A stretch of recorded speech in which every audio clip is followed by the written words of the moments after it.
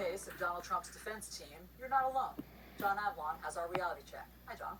Hey there. So we should have known things would get weird when Trump finally unveiled his defense team. Because instead of being constitutional experts, his lawyers' past clients have included the KKK, accused mob bosses, and Roger Stone. David Schoen had been in discussions to represent Jeffrey Epstein. Bruce Castor is best known for refusing to prosecute Bill Cosby. But even with that somewhat bizarre background, you probably didn't expect to see a Bizarro World defense on the floor of the Senate. Now, Bizarro World, for the uninitiated, is a DC Comics alternate universe where everything is backward. Trump's legal team didn't bother with linear arguments that addressed evidence about how impeaching an ex-president is constitutional. In fact, one of the few legal scholars they cited in a pretrial brief had to step in to say they'd misrepresented his research. But if you could find a thread to connect their presentations, which Paul Begala joked belonged to the law firm of Meandering and Furious, it was this Bizarro World argument, that the most bipartisan impeachment in our history would be too divisive for the country to handle. This trial will tear this country apart. This is a process fueled irresponsibly by base hatred. Republicanism throughout history has always, and without exception, fallen because of fights from within.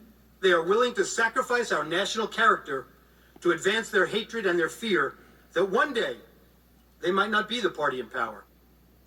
Okay, you know what's divisive? Inciting an insurrection. Lying to your supporters about a free and fair election being stolen, and then watching them attack the Capitol, causing 5 people to die. That's hate and fear for partisan gain. But irony's dead in Bizarro World. Schoen said impeachment was an attempt to disenfranchise 74 million Trump voters, when Trump was actively trying to disenfranchise 81 million Biden voters. He criticized House managers for showing a 13-minute video featuring the attack, calling it blood sport, and then turned around to show video of Democrats criticizing Trump with scary music as a backing track. Every step of the way, they deployed Trump's projection and deflection. It was all backward Bizarro World. But amid the rambling, there were some unexpected revelations, like Castor admitting that Trump actually lost the election. People are smart enough.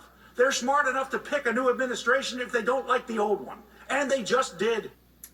But while some Republicans said Trump's lawyers were unprepared, only one senator switched his vote as a result of this dumpster fire defense. And that was Louisiana's Bill Cassidy.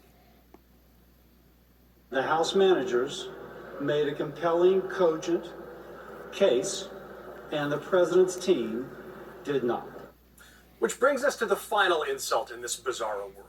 Senators take an oath to do impartial justice in an impeachment. But 44 Republicans just indicated that evidence might not matter in this trial. They seem to have already made their minds up on the opposite of their oath. And that's a deeper sign of the danger for our democracy. And that's your reality check. And thanks so much for that.